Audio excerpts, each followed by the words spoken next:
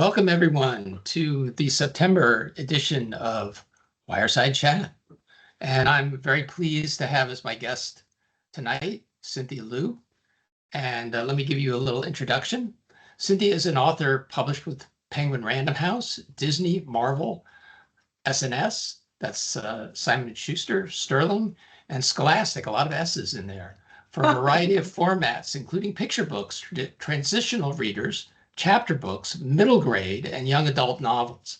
She has also written film adaptations and audiobook scripts for full cast narration. As a consultant and editor, she takes on publishing projects requiring a story architect, project manager, or managing editor for private clients and companies that represent independent authors, musicians, social media influencers, and celebrities.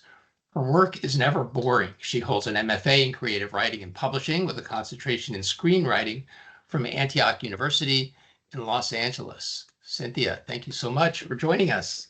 Thanks for having me. You have done like such a wealth of different jobs in the publishing world. Can you talk a little bit, tell us like a little bit about your pathway to where you are today? Yep. It all began with social media, actually. Back in the day when LiveJournal was a thing, MySpace was just becoming popular.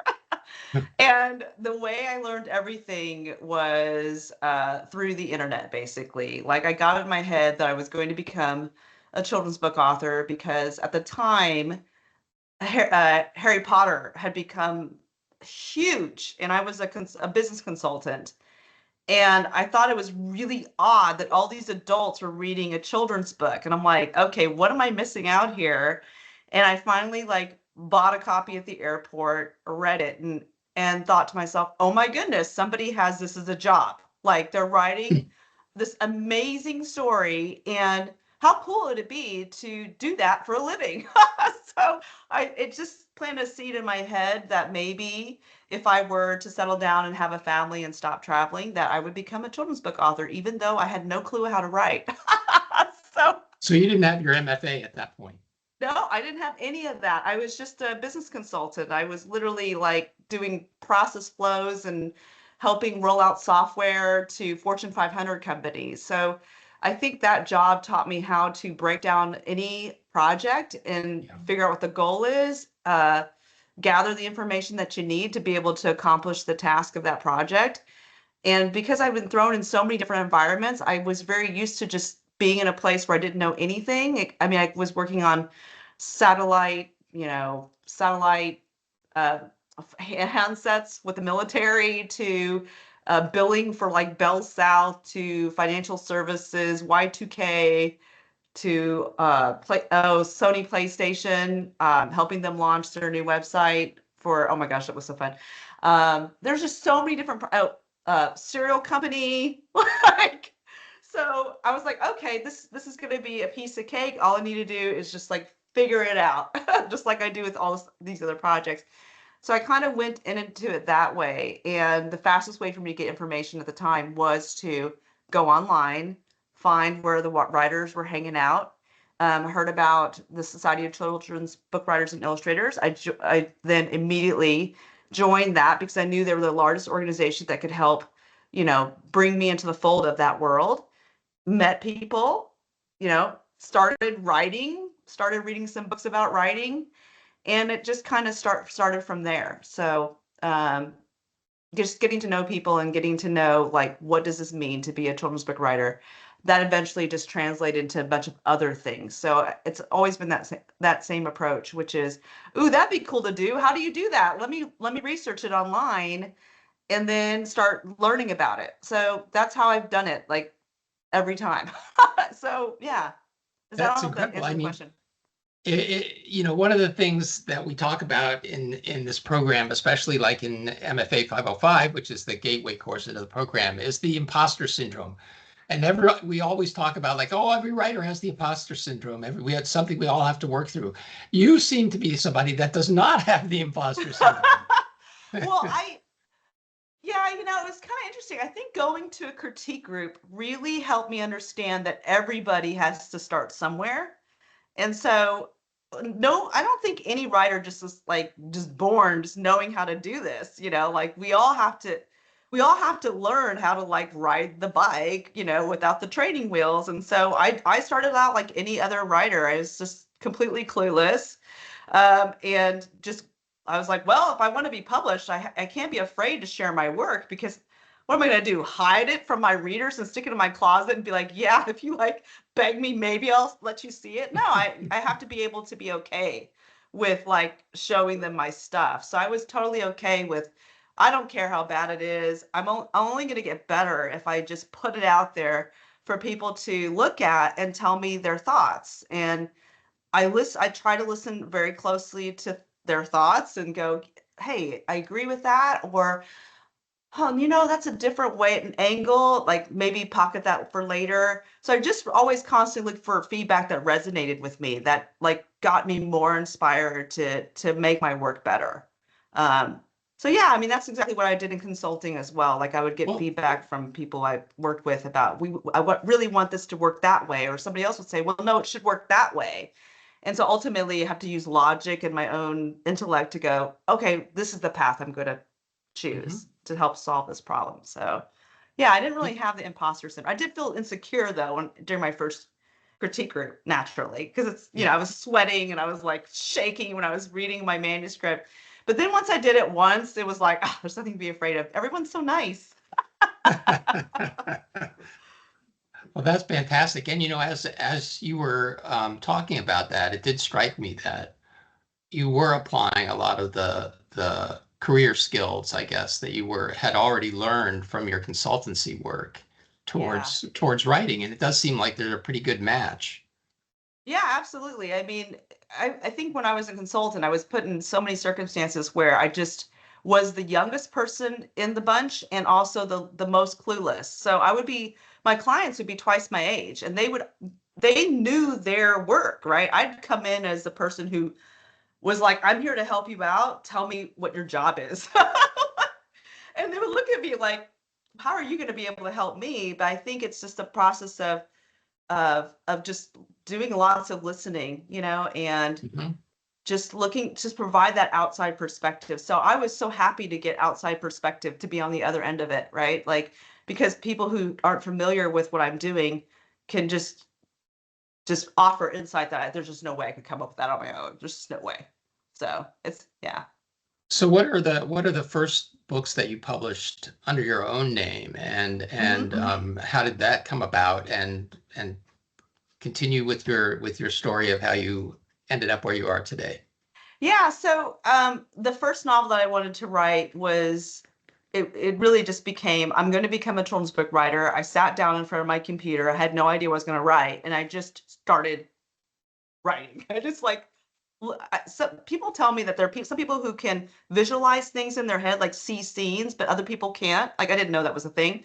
Like I've always been able to see things. Like I saw a young girl in a classroom. She didn't know anyone, which is very much like weirdly like my experience as a middle grade kid. I moved a lot. And so then I realized my brain was just driving me to write a story about kind of like myself and the things that I experienced as a middle schooler, because I moved a lot so much. I was always the outsider. I was like kind of nerdy. And I always felt for people who were similar to me and that they were like outsiders. So when I was moving from one school to the next, I would always be really nice to the person who was the most rejected, I guess. So in Paris Pan Takes the Dare, that's really the premise of that novel. She really learns like how to um, I guess how to, it's a very coming of age. She does things she's not proud of because she doesn't want to be like left out of the group, because she finally has friends, but then she ultimately owns up to her mistakes, and there's like the family crisis and all this stuff that's super kind of like pseudo autobiographical. So writing Right. that novel was difficult because I was learning how to write a novel, but I had plenty of material to work with because my family existed and they're highly dysfunctional. But I just didn't really know how to like chapter. I didn't know how to structure or not. I was crazy. It was just so difficult. I was just kept hearing like, oh, just write by the seat of your pants, write organically, be a pantser, and I was like, I know now that the pantsing thing is so counterproductive. But I needed to do it because it Yeah, just was very freeing, and then right. yeah, ultimately, I think if it had not been for a lot of help from my critique partner, she and I would swap manuscripts like every 5 minutes practically. And she had a really good, she just would give her reader feedback very honestly, and I would do that for her. So we both got strong together and we both dared each other to get agents because we're like, I think this is good. Yeah, this sounds good to me too. Like, this could be totally published. I think so. And so we would dare each other to query all the top agents. And then ultimately we both got agents, I think, the same year. And then once we got the agents, then it was learning once again, like how to deal with feedback from an agent who was patient enough to try to teach me how to write a novel. But it was torturous. I almost thought that I wasn't going to make it. And then I guess I just kept persisting. I almost got to the point where like, you know what, maybe I'm not going to be published. I'll just be a literary agent because I do like critiquing and I do love this idea of staying in the industry.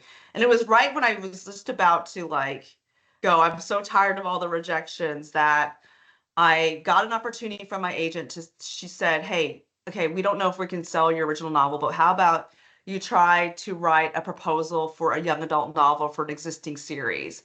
And so I was like, okay, this is my last chance. And I remember like strapping on the Rambo bandana visually and be like, this is it. Like, just sit down and all you have to do is just one chapter. It's just one chapter, and then one outline. Like, it's not the whole novel, okay? So I was just trying to psych myself into it. So I was Yeah, like yeah. pounding away at the keyboard and like trying to make it good and using my critique partner. And then I sent it off like I think it was like December or something. And then I was like, okay, that's it. Like I'm like done. Like, and then it come January, everything's super quiet. It's like, oh my God, I'm gonna get rejected again. Come January, they came back and they offered on my middle grade novel, the original, and Oh, the wow. YA novel. So all of a sudden I had three books under contract Wow. From the same publisher. from the same publisher. Wow. Wow. Yeah, because they saw both. The agent was pitching to the same because the editor was like, "How about you have Cynthia try this out to see what she can come up with?"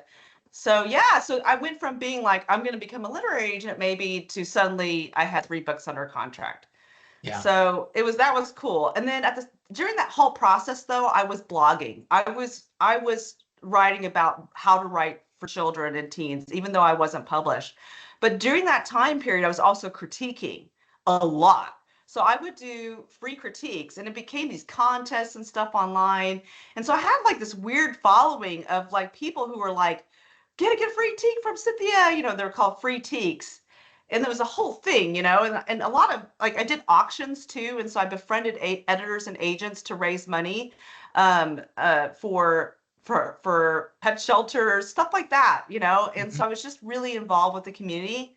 And that ultimately my blog kind of exploded at the time Twitter just got invented or something, so I became one of the top, I don't know, so many authors on Twitter. I was so surprised. I was like, why am I getting all these followers all of a sudden? It's so weird. And how did I evolve into eventually doing book coaching? Well, once those books were then sold, I had to revise them at the same time.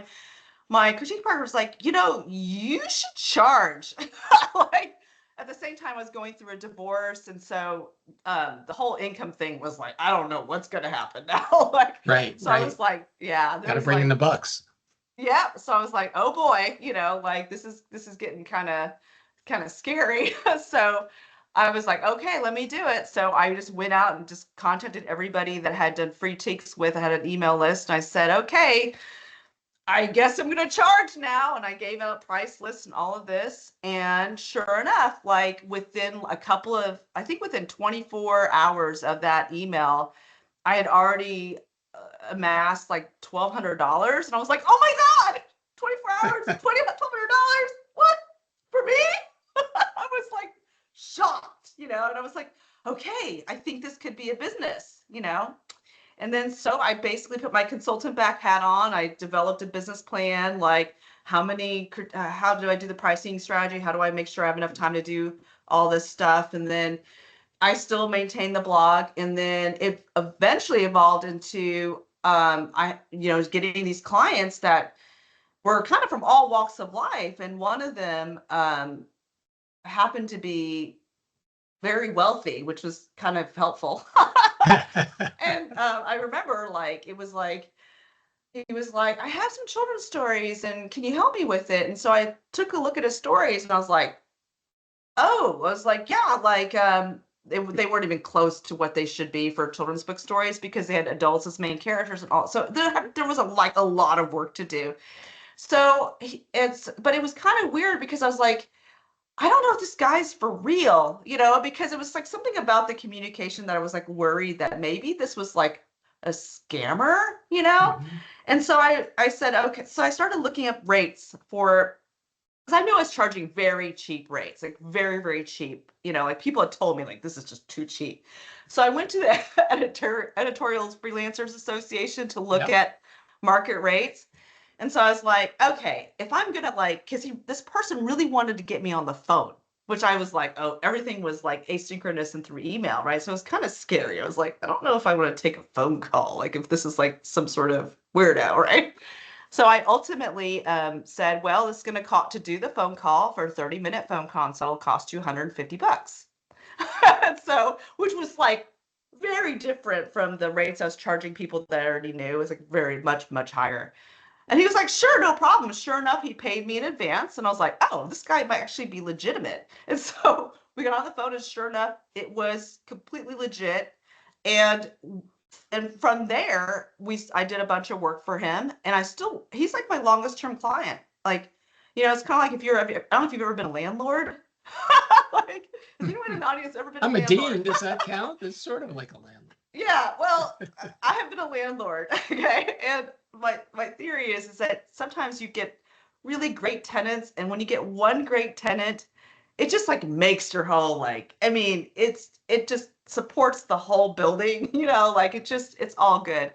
But if you get like several very bad tenants, like it can just ruin the whole thing, right? So I feel like I had one really great client that kind of made up for a lot of different other experiences in the coaching world.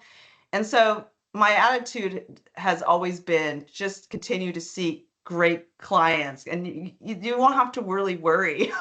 So I think, and they recommend people, and so now mostly what I do is word of mouth, and there are many projects that I just decline because it's just I've gotten to that point now after building the business to just pick and choose my projects, and that's even true with Disney and Marvel. So once I started doing contract work for, I think that was the first one was with, I think it was Aladdin, maybe something like that.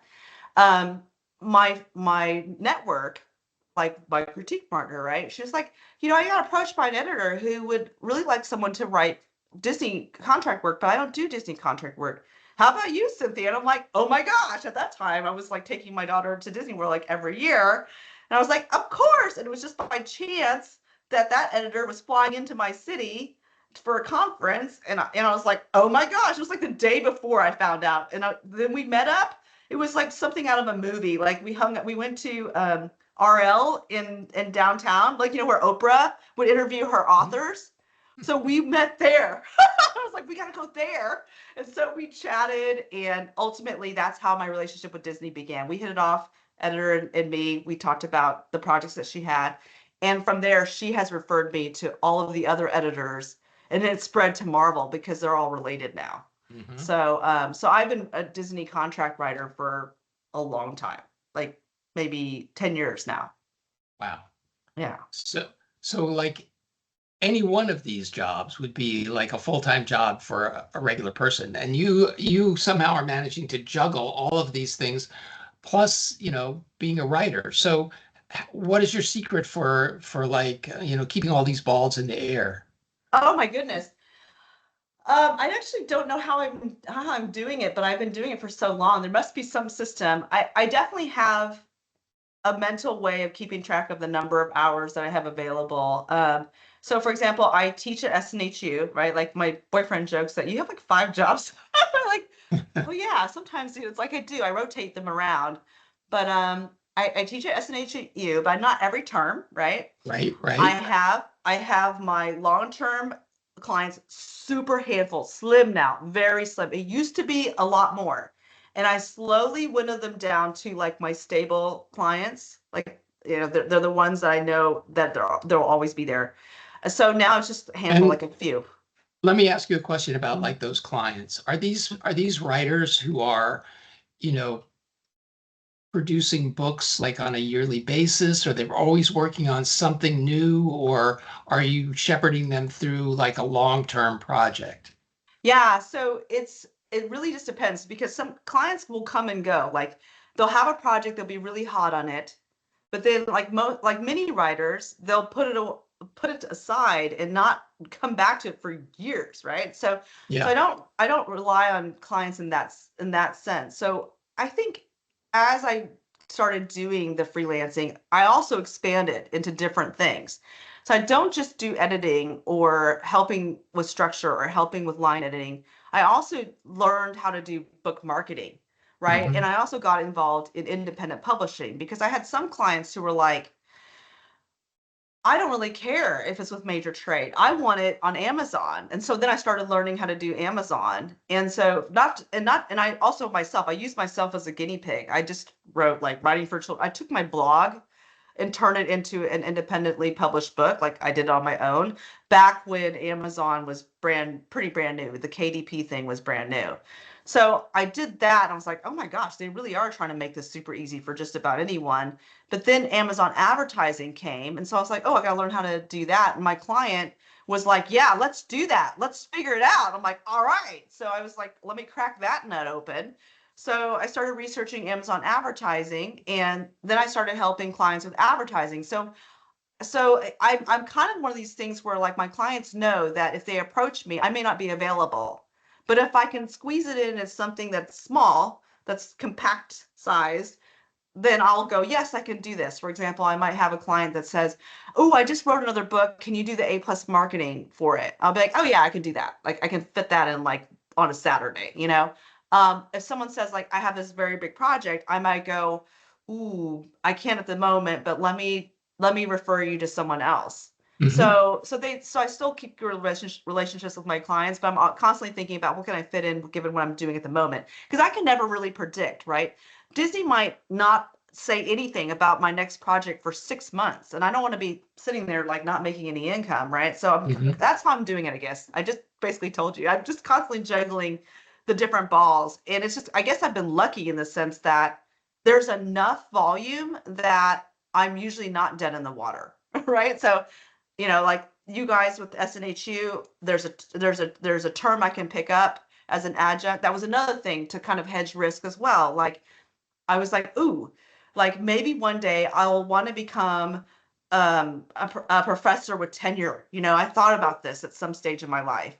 And that's when I was like, ooh, you better go get your MFA because Mhm. that will be what will get you into that position. Should you one day want to just be still, have something consistent, long term, and do that. So while I was in between these writing projects, I just went to night class and got to pursue my master's. Ultimately, did a low residency MFA at Antioch. I don't think I knew about SNHU at the time. I don't It think. might not have been around. I mean, Yeah, I don't the know. MFA Yeah, program is now it's relatively new, everywhere. so. Yeah, and then as soon as I got my MFA, I was like, okay, get your foot in the door. So I immediately started applying. And this, when it was online, remote, I was like, oh, I have to go for this.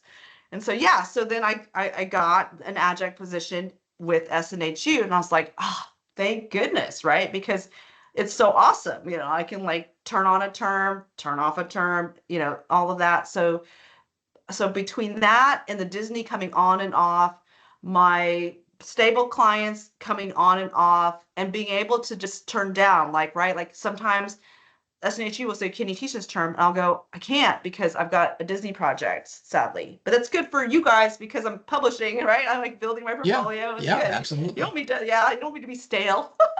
No, not at all. Right. So Um, it's beautiful.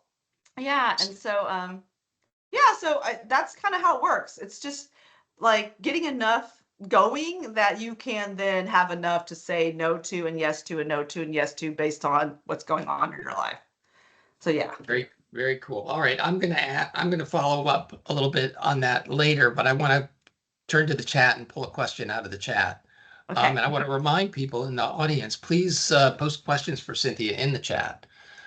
So here's a question. I've been wanting to write a motivational autobiography of my life and the adversities I have dealt with. My issue is not knowing where to start in writing versus seeking someone to review it and then publish it. I would love to hear some recommendations if you have any, Cynthia. Okay, so if you were to be like my client, the first thing I would ask for is, could I get a short excerpt of your writing?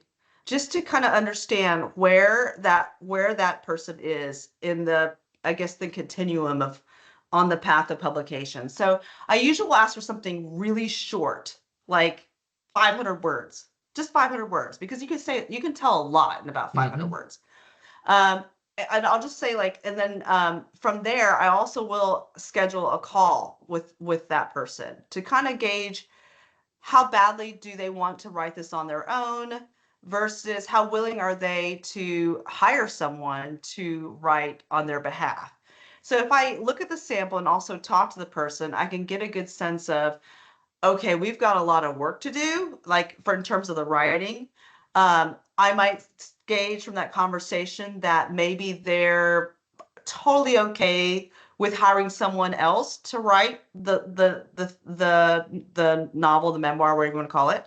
And then I also will talk to them about budget, because it costs to have a book coach, it costs money to hire a ghostwriter. And then if they want to take a stab at writing it on their own, I'll go, okay, well, FYI, you have to have very thick skin. Like, if you work with me, you kind of do. Like, I'm just very honest, but I'm very kind, but you have to be really like willing to take in feedback, see what resonates with you. You be prepared to like meet with me in calls, turn around revisions, blah, blah, blah, blah, blah. So that's usually how I start. Sometimes clients will go fairly far, but generally speaking, it's about, I would say, an average new book coaching client, maybe like 3 meetings on average. Once when you first meet them, twice when they try to turn something in, and then maybe they get to a revision stage. It really depends on how serious this person is, right?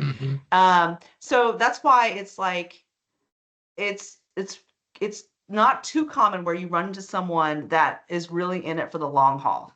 So that's why when you get a stable client like that, those things, that's like the good tenant that will last for years and years, because they're there, they're willing to like go all the way.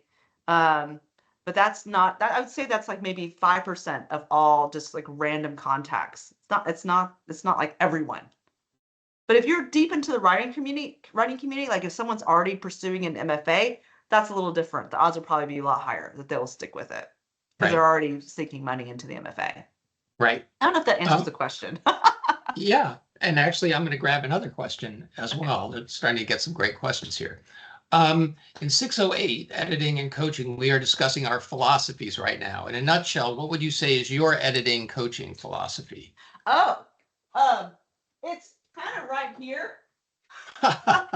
This is part of it. Like, hard work, be kind, and stay humble. Yeah. And wait, I have more. Love it. I like put it in my office, like, here. This is another one. Can you read that? Is it backwards? No, I can sort of read it.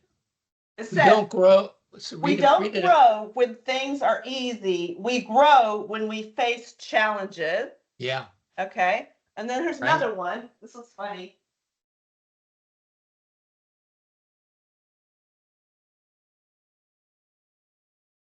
It's not junk, it's a collection. Okay. So basically, if you kind of put it all together, like my philosophy is usually it's usually about this perseverance, persistence thing.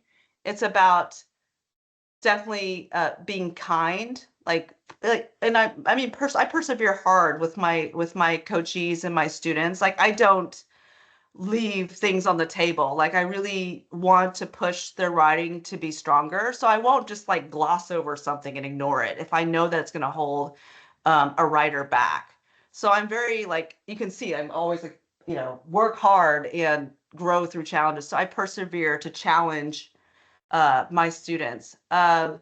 Kindness is so important because honestly, it's like that. It's writers, to them, it's not junk. It's a collection, right? It's like Right. these are things that are very meaningful to them, whatever they're putting into their stories. So I have to be very, very like considerate of that and let that writer be able to sort out for themselves with whatever feedback I give them to choose their own path and direction, and hopefully deliver the feedback in a way that inspires and motivates them to be able to make changes to their work that they like, that they Right. feel makes their work stronger. Not what Professor Lou says, it's what Right. they think, right? So I think that is at the heart of my coaching philosophy. I'm going I to hope that follow up. helps. There's a couple of other great questions in here. Um, have you ever reached a point where you pulled the plug on a project completely? How did you know that it was time to move on, or do you believe that everything can be saved through work? Yeah, I think of the latter. I believe everything can, I feel like everything for me, like my critique partner jokes, like, you never give up on your stuff.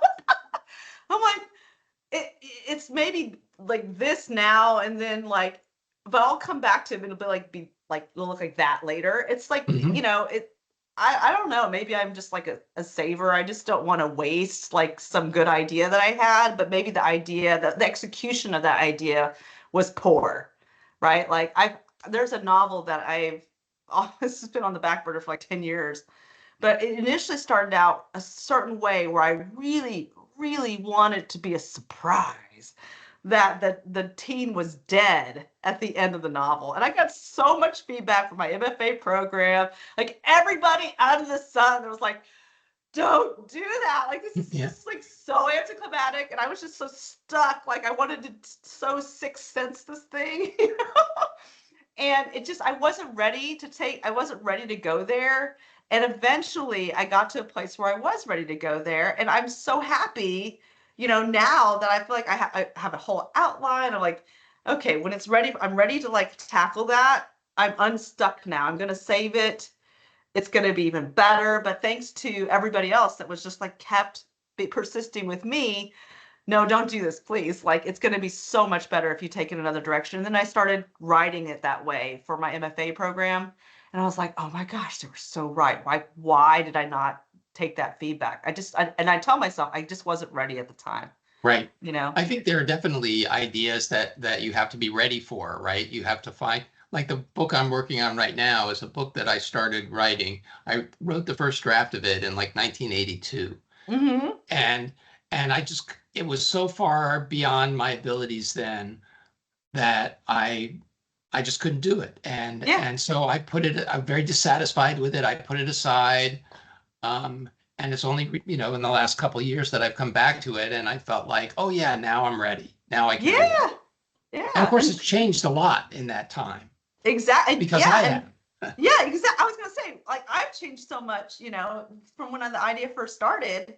It's kind of cool, like, to be okay with letting something go and be like, you know what? It's cool. I'm just gonna let this chill out in the drawer. There's something else that's like shiny dangling object right now that I'm like attracted to. So I'll just go for that and then not worry about whatever I left. So here's another question from the chat. This refers back to something that you were talking about earlier in your answer to another question, where you're talking about the three meetings that you have with your client. Why three? Is it that they don't go beyond three meetings because of the cost, or because they feel that at that point you have given them the tools that they need to succeed on their own? Gosh, I think it's both. I think that and the thing is, I don't have a way to truly know, because it's not like I probably could, if I was like truly optimized, like do like a post coaching survey to figure out like why does my average seem to be three? Either am I really a terrible coach or is it that they have the tools? And I think that there's definitely, for sure, I've gotten emails like, oh my gosh, I'm so glad we had that coaching meeting 5 years ago. I'm now published. Like, it really helped me, blah, blah, blah. So I do get those, like, and I know I'm credited in many of my clients' books. So there's definitely successes where maybe it only took a few, just to get them like going in terms of tools. Like even in my classes at SNSU, I only have like 10 weeks, with a student. And in many of these cases, I'm not reviewing their work every week. I just have like our whatever, they reach out to me and say, hey, can you talk to me about my story? And maybe I meet with them 2 or 3 times max. So it's always so nice to get a message or something on LinkedIn and like, oh, like, guess what? I just so, so maybe it only takes a few. But I do think there are definitely also writers who will say, I don't think I'm ready, or I'm feeling overwhelmed, or whatever it might be. And I'm thinking, oh man, maybe I went too hard on them, or whatever. But I also think that I don't think I go any harder than any agent or editor would. So it's really, it depends on the writer too, like how whether they can take it, I guess. Well, it's like you say, I don't want to resort to the cliche of having to be cruel to be kind, but you don't want to be puffing up a writer as a client or a student for that matter, in such a way that they're not going to be prepared to succeed in the real world, right? Because it's a tough world out there for a writer to make it. I mean, exactly. It's the reality. I can't do it. I no, it's too hard. Okay, some more questions from the chat. This is a very lively chat tonight. I'm currently working on my first round of revision for my fantasy novel, 111,000 plus words. Wow, it's overwhelming. How many rounds of revision should I plan for? And they go on to say, I'm majoring in business administration, so I'm not currently in the MFA program. And that's, cool. That's neither here nor there. I mean, it's great that you're writing regardless of whether you're in the MFA program or not. Really cool. 110,000 words. So this has happened to me before, where someone has a very lengthy work. The first thing I would say is, to make this manageable, reverse outline, like immediately reverse outline, which means. And can explain what that means. So it's basically take if your work is chaptered, then basically write down chapter 1, chapter 2, chapter 3, chapter 4, and then read chapter 1, summarize it in a few sentences. Bullet points would be awesome, bullet points, just so that you can literally digest more readily what is in the novel. Then what I would also say is definitely check out books about how to structure a novel, because I can already sense 110,000 words is in the industry. That's almost like, that's really long, because ultimately what we have to think about in terms of length is print cost. So if you have 110,000 words, and if you were to try to print that and use normal sized font, many times that's going to up the price. I remember like talking to a client who had a book that was like 330,000 words. Wow. And I said, okay, we priced it out per page. And I did the math. I go, we would have to charge your reader $130 for your novel. That would have to be the list price. And she was like, oh. And I was like, yes, let's think about breaking this down into several, maybe it's 3 novels. And then also within that, probably getting this down to a normal length so that your publisher won't have to charge $40 for something that would be 30.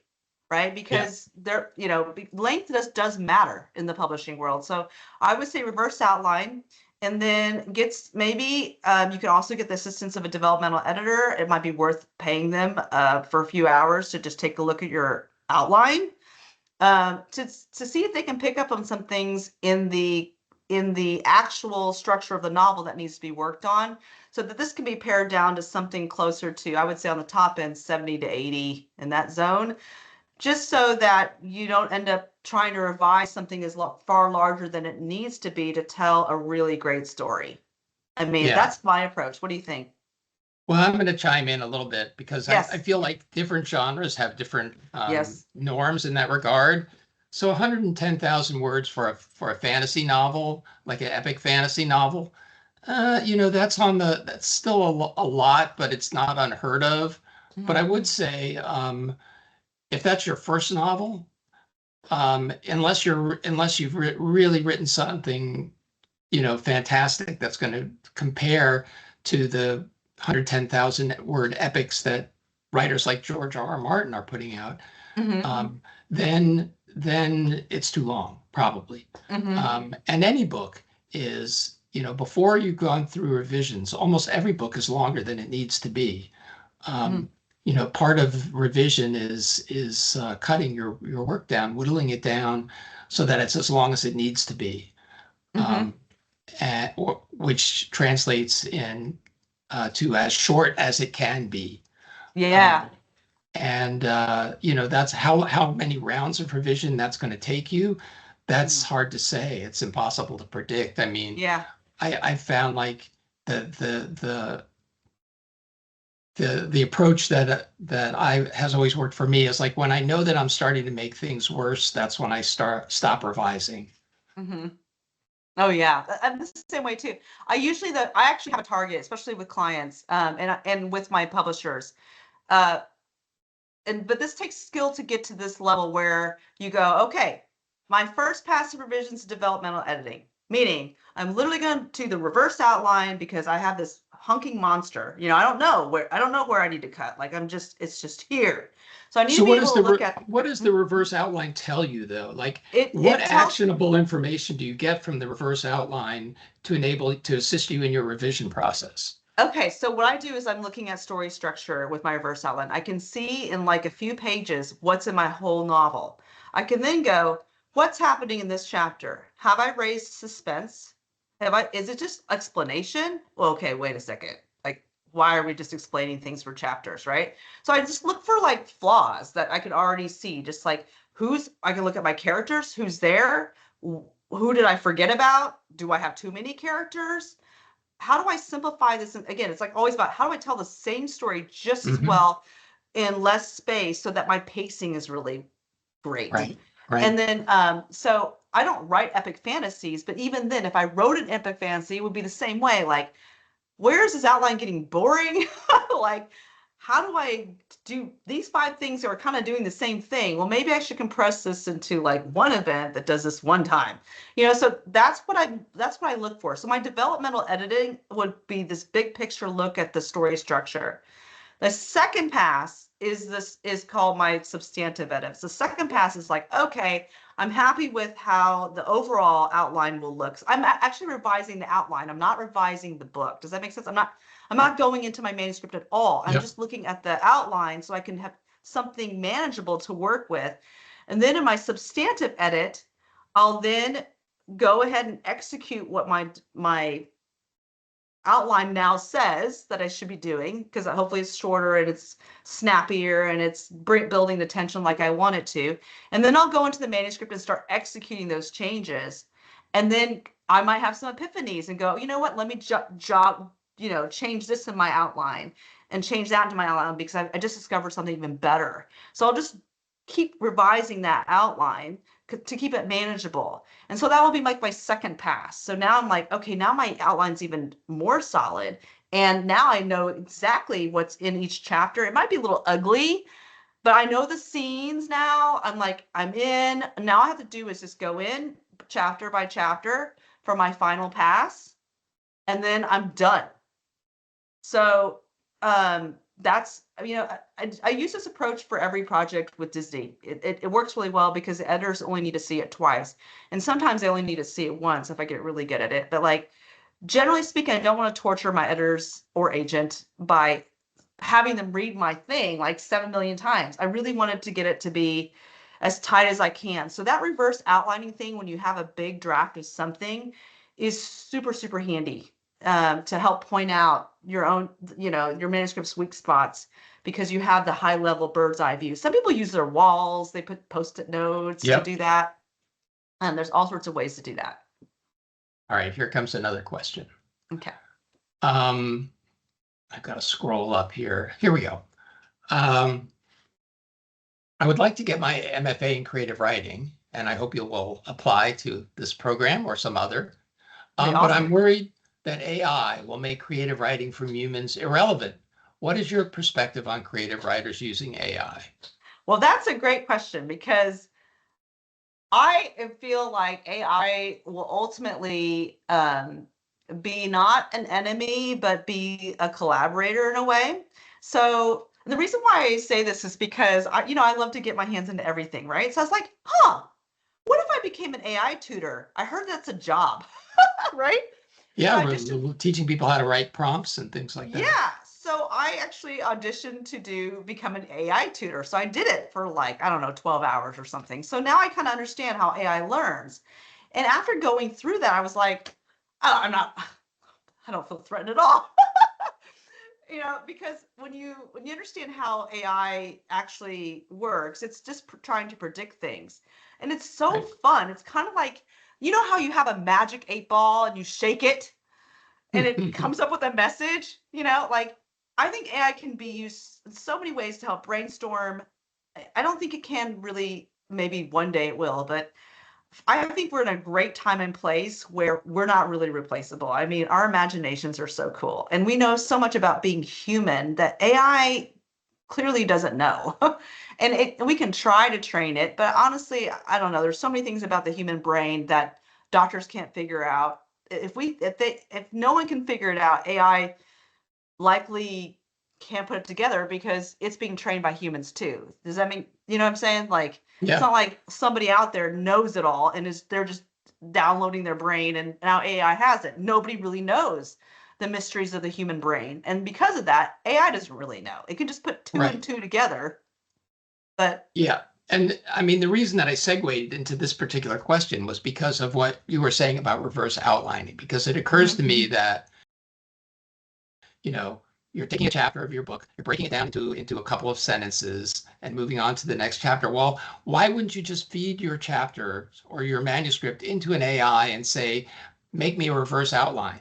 And it could certainly do that. But the reason that you wouldn't want to do that, at least in my opinion, is Mhm. that there's a missing step if AI does it rather than you Mhm. doing it yourself. If Mhm. you're the writer that has written that chapter, and then you have to think about it from a different perspective and break it down into a a kind of a cogent couple of sentences, you're going to learn something about your chapter that you didn't know before. I guarantee it. And when you Mhm. see that list of 1 or 2 sentence summations of each chapter, you're going to see something about the structure, the architecture of your book that you didn't see before, that you didn't know before.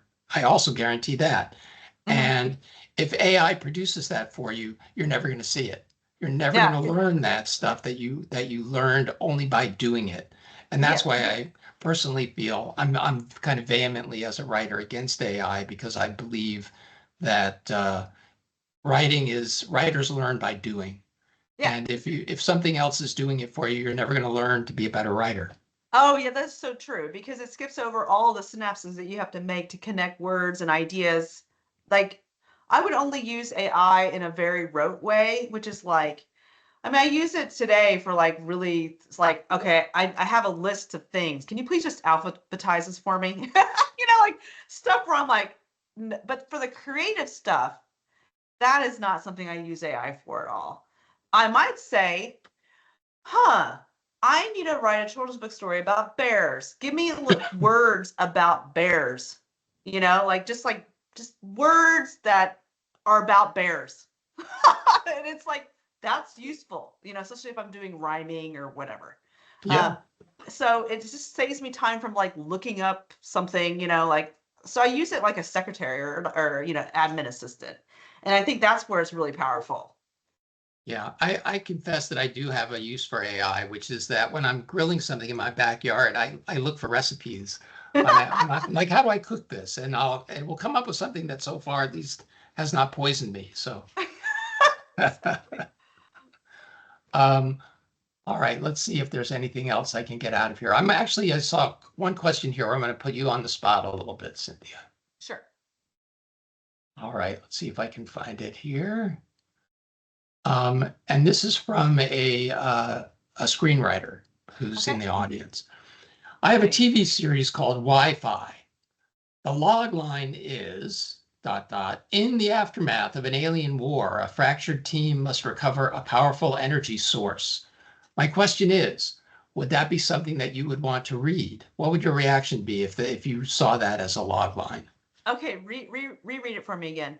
Yep. In the aftermath of an alien war, a fractured team must recover a powerful energy source. I feel like I need a little bit more, like in Yeah. terms of specificity. Yeah, Yeah. I agree. It doesn't sound like something not publishable. I just feel like I don't know, like in the log line, what's at risk? Just thinking like, what are the stakes? I'm just thinking of various things that you could put in a log line. What is the obstacle? What is the biggest obstacle? Who is the enemy? Like there are so many different ways to write a log line, but yeah, what's at stake is really kind of what I think is missing. Yeah. In For those of us writing novels, which is most people in this audience and certainly everyone in our program, um, writers don't really use log lines exactly. We use, query letters, I guess, or pitches. So like what would you say is the difference between like a log line that screenwriters use and what fiction writers use? Yeah, so a log line to me is something that you would say to the big producer director in the elevator because you only got like a Right. split second of his time or her time. Um, so it has to distill, it has to be immediately highly, because it's film, right? It has to be highly visual. At least that's what I think. A query, just like that one little paragraph that pitches a book, has a little bit more space to be there, like to describe itself. It still needs to be, I like to say the word sexy. It still needs to be sexy, like, ooh, Mhm. but it doesn't have to be like I have to spend millions of dollars to make this thing work and people will buy movie tickets, right? So that's why I think there's like more pressure on the log line to be able to go, yep, that's a Yeah. movie and I'm going to spend bazillion dollars. So versus the novel, which is very quite different. You could have like a whole novel about baking a cookie, if you did it really well. Right. So Right. Is that you is that could, one of right? your projects, Cynthia? No, I just made it up. I mean, That's kind that's of a like great Remembrance prompt. of Things Past is sort of about a cookie I in a mean, it way. could be anything. You baking a cookie. Maybe that cookie, is a chance for $100,000 scholarship for Right. somebody's son who is dying from cancer. Well, exactly right. Because and what you've done is taken that concept and added stakes. And I don't Hmm. mean like the kind of stakes that I grill. I mean you added something that matters and you added people, right? Hmm. And I feel like that's that kind of dramatization that the understanding of how to dramatize a situation effectively, that's so important in a writer. I mean that's what you're giving your clients as a book coach, I Yeah, think. yeah. It's the why should I care? Like the why Yeah. should I care? Right. Exactly. And it's not just why should I care, but it's like, why should I shell out money for this book? Yes, Because that's true ultimately too. you're That's true trying to too. support yourself with your writing. Yes, exactly. Um, well, we're coming to the end of our night, but we certainly have time for a few more questions. And while I'm waiting, I'm going to just ask, what project are you working on now that you're most excited about that you can talk to us about Oh, anyway? I'm so excited about this. I was just telling you about this, Paul. The airport book. So I have my Right. long-term client that I'm working for, well, for a long time. And he has been trying to do this book for years. And finally, we've arrived at a concept and we have a chapter sample and we have an outline. And so, which is what you would do for a proposal, right? You would have a sample chapter and then the whole outline for the book. Yep. So And this is a nonfiction book. this is for a nonfiction book, but there's a little bit of autobiographical stuff in it, Okay. just a little bit, a Okay. dash. Um, it's self help, health and wellness. And when And in this project, like I said, I'm like a project manager. So we hired a really, really, just fantastic team. And it's come together and it's like, this is the airport book. And I call it the airport book because I see it in airports. So I'm really excited by that. It's really awesome when you have just that great combination of content, structure, um, the dream team, like the client, the collaborators, the scientists, the people that are involved in making the book be authentic and just so usable by a lot of people to help them, and I'm just thinking, oh my gosh, this is going to help so many people. It's so meaningful. So yeah, so that's the project that I'm really excited by. I'm program managing that one. So I'm working with agents, the collaborators, the scientists, whatever, just to basically push the project through. That is awesome. Yeah, I'm really excited. All I hope right. it goes to auction. Can you talk about, and if you can't, just say I can't talk about it. Can you talk about like what Marvel characters you've written? I have a question about that. Well, I can say Shang-Chi and the Legend of the Ten Rings. Oh, yes. Sweet. Yeah, because that's out. But I did for Marvel, mainly what I do is adaptations. Though there's some original stories, though I can't say which characters, but because they're not out yet. But the Shang-Chi one I can because that's out. So that was really fun because one of my favorite characters when I was young and really into comic books was Shang-Chi. So really? That's so cool. Oh yeah, I love him. Oh my God, I have almost the whole run of that comic. Oh my I still have my comic collection. Yeah. Oh, okay. So I hope the students find this inspiring. So what I mean by adaptations is what happens is Disney or Marvel will say, hey, we have a new film coming out. We need you to look at the film and adapt it into a novel format because I write for children and teens, right? So they'll say what age group, and they'll tell me how many words to be able to do that in. So for Shang-Chi, it was a junior novel. So it was so cool. And what does a junior novel mean? A junior novel is like it's like a novel, but it's for like younger kids, like 10 years old. Okay. 11 years old. So it's not going to be as long as like a 250 page. It'll be like shorter, like 100, something like that. So it'll be shorter. 40,000 word project or something? Less, like 25,000, something like that. Okay. And so so then what happens is they will, oh my gosh, I've been in so many crazy situations with Disney and Marvel where it's like I might get the script, I might not get the script, I might I might get some half-done movie to look at. I think in Shang-Chi, I got a production script, which was crazy. So it was like, I've never seen a production script before. And I was like, I don't even know how to, it was insane. And I only had like so many hours because they locked down their scripts because you can't get out, right? Like this movie isn't out yet, So I only have so many hours and I'm like stressing out, like trying to like, again, like outlining like crazy. And then I'm thinking, okay, and then, so I'm trying to figure out how I'm going to architect this novel when I only have the script for like, 48 hours. So I quickly outline it. And then as I'm like, so then I'm developing the outline, sending it to the editor, getting them to thumbs up. Yep, that's correct. That's the story structure. That's how you probably should interpret this.